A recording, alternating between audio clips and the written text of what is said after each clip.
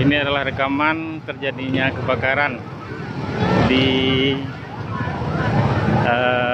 perumahan di seputaran Tempok Tengah ini ya, di belakang Pajak Impres, seputaran dekat RRI ini kayaknya nih. Sangat dahsyat apinya, kita lihat.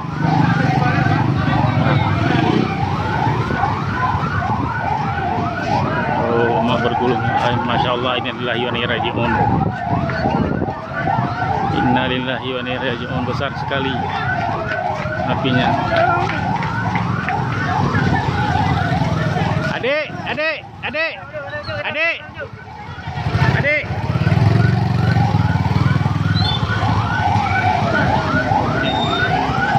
Bahaya yang harus diwaspadai, meledaknya tabung gas. Ya, menikah ya.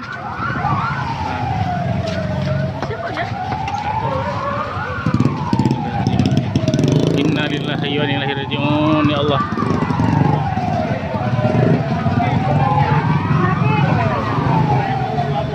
Oh, mak, suara apinya ya Allah.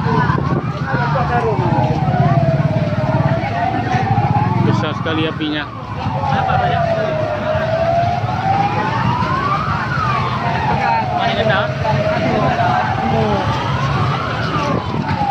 Rumah ini bahaya nih. Keluar semua orang kan? Kalau makanya di komplek bahaya orang bakar-bakar itu. Rumah dekat-dekat. Ya Allah, tambah besar. Ya Allah, ya Allah.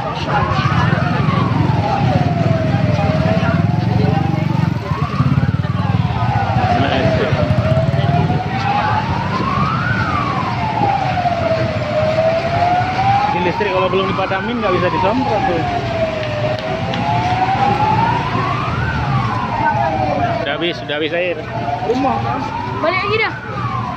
Kalau masuk lain.